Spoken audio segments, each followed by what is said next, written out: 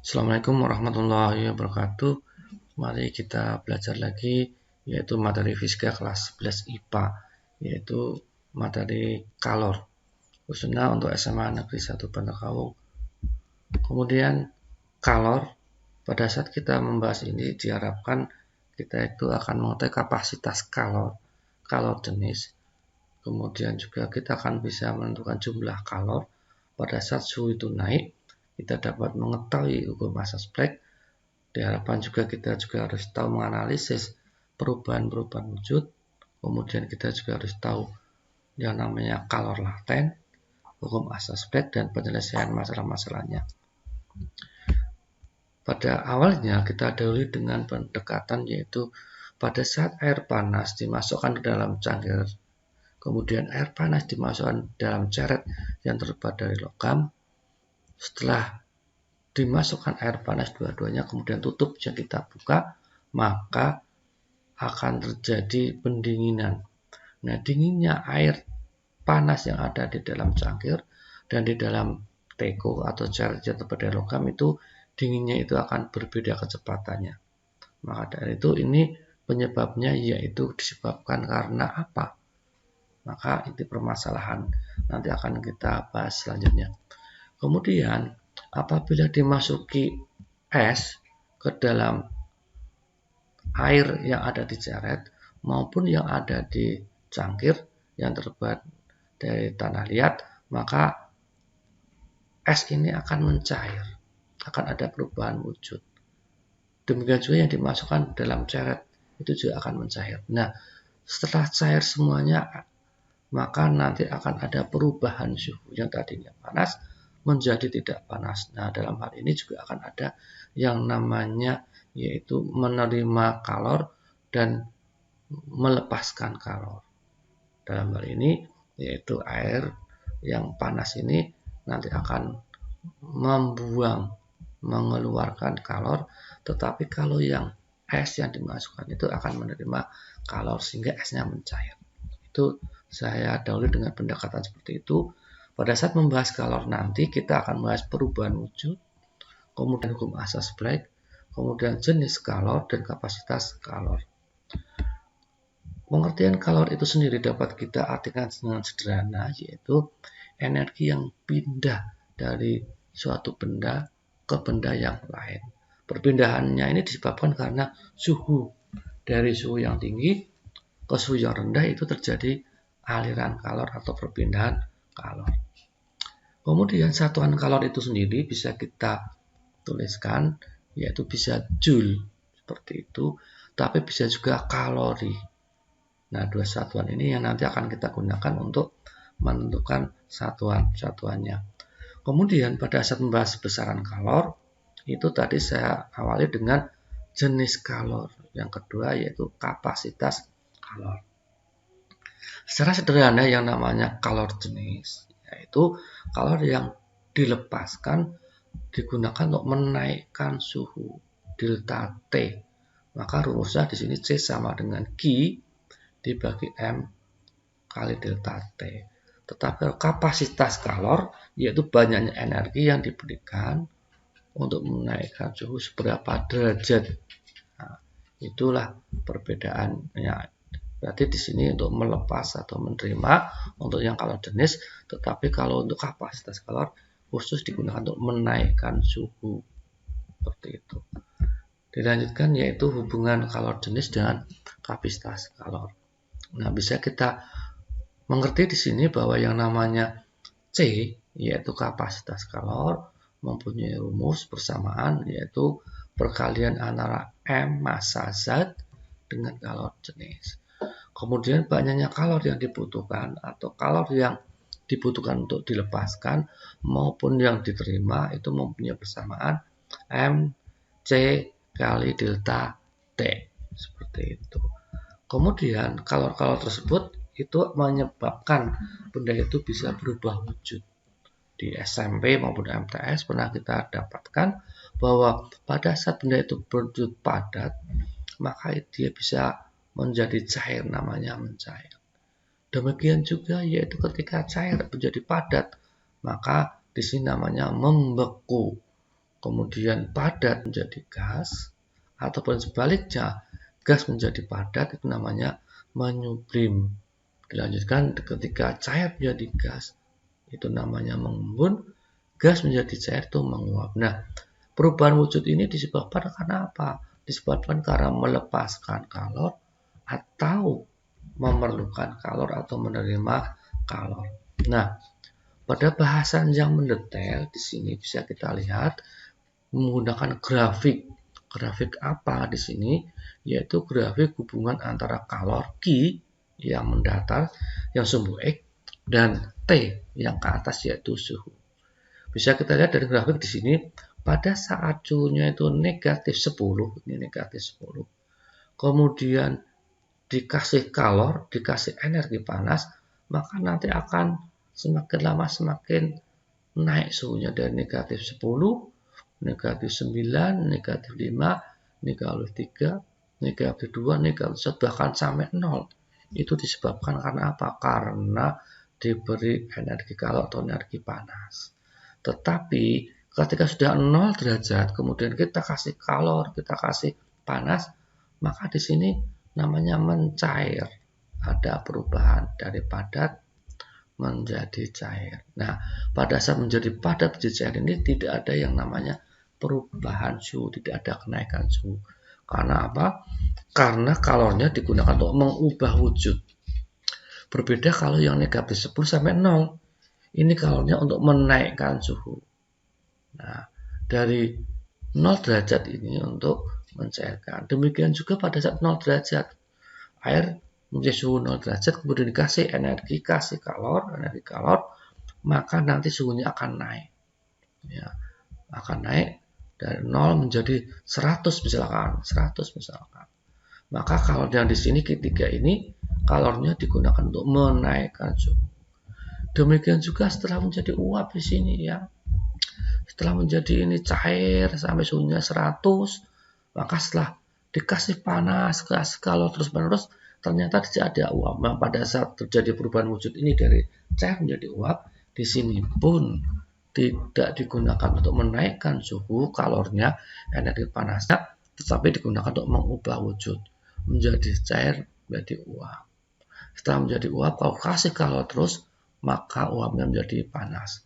Itulah yang bisa kita jelaskan pada saat ini, bahwa yang namanya kalor, energi panas itu pada saat negatif 10 sampai 0 itu energinya digunakan untuk menaikkan suhu. Pada saat dari 0 derajat sampai 0 derajat tetapi wujudnya dari padat menjadi cair, itu kalornya digunakan untuk mengubah wujud. Tetapi kalau pada saat 0 derajat berupa cair, dipanasi terus menjadi uap, maka energinya digunakan untuk menaikkan suhu. Apa perbedaan ya? Apa perbedaannya yang jelas di sini? Yaitu antara kapasitas kalor dengan kalor jenis. Kalau kapasitas kalor ya ini energinya ya energi untuk mengubah wujud ya, mengubah wujud benda, wujud. Jadi ini yaitu untuk apa? Melepas ataupun menerima kalor. Kalor itu namanya kapasitas kalor. Tetapi kalau kalor jenis ya, kalor jenis.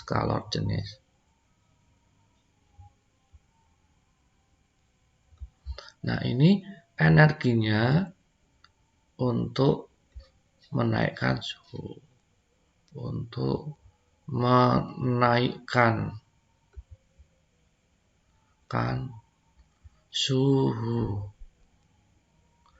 Kemudian tuliskan bunyi hukum kekalahan energi kalor ataupun asas Planck. Maka bisa kita mengerti yaitu apa? Kalor yang dilepas lepas. Nah, ini harus sama dengan kalor yang diterima ini. Diterima.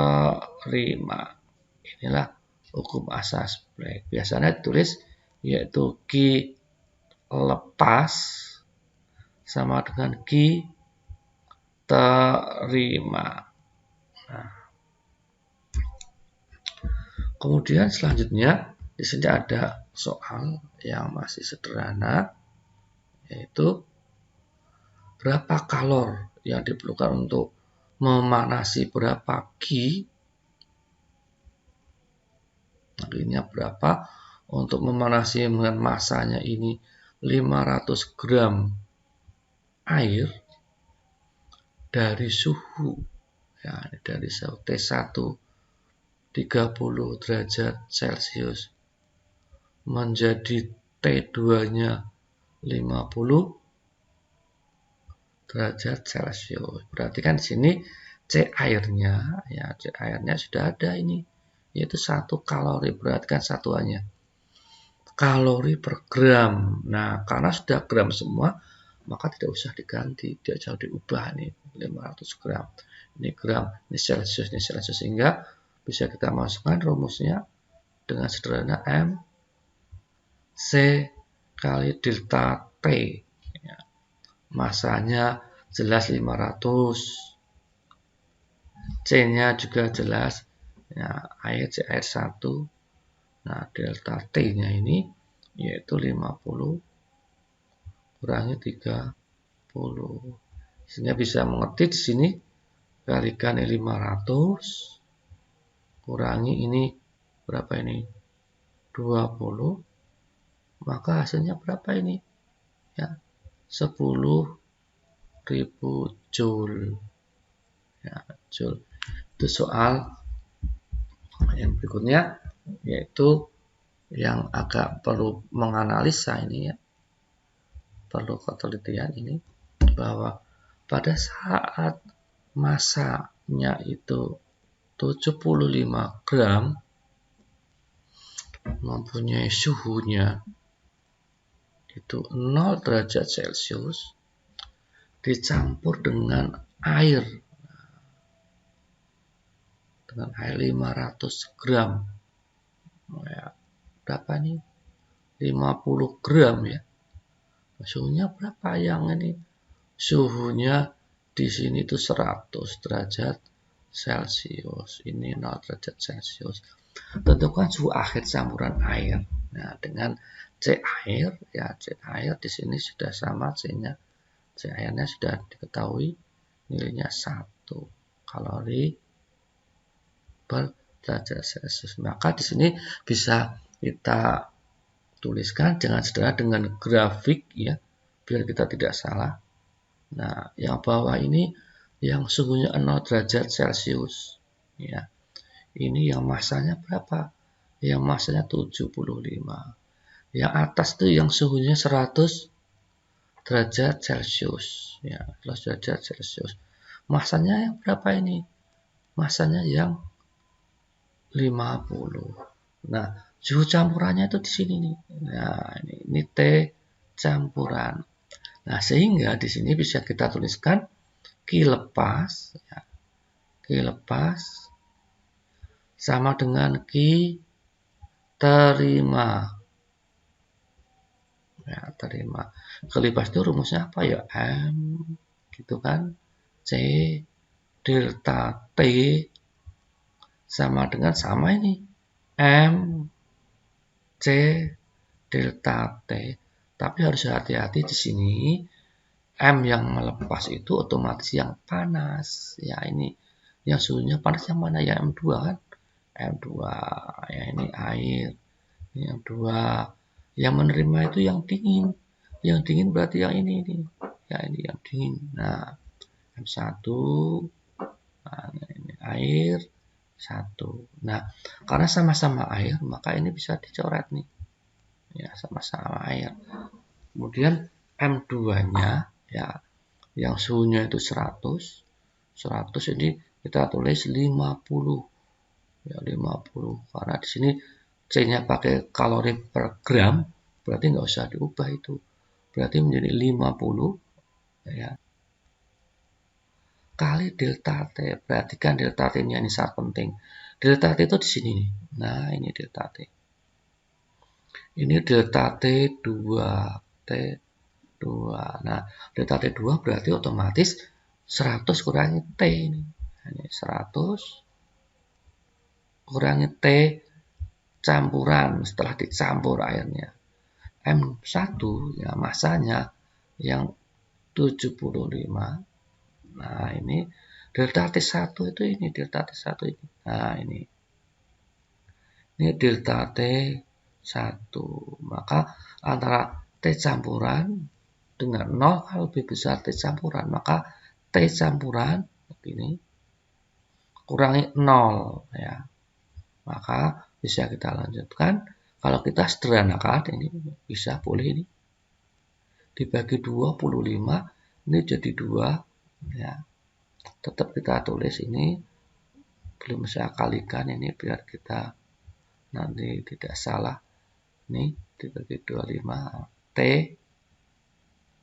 ya campuran kurangi 0. Nah, sehingga sekarang ini kalikan 200 kalikan 2 T campuran dikalikan 3 T campuran dikalikan ya 0 ini. Sehingga bisa kita lanjutkan di sini 200 kita tulis. Nah, ini kita pindah ke kanan. Maka menjadi 3 T campuran tambah ini ya, dipindahkan jadi positif. 2 T campuran. Sehingga kalau saya lanjutkan di sini ya, maka menjadi 200 sama dengan nah ini 5 T campuran.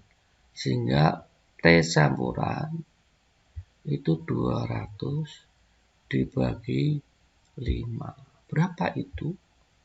Nah, berapa coba? Ada yang bisa ngitung. Kalau bagi 10 aja 20 berarti kan berapa ini? 40 derajat Celcius. Inilah hasil dari campuran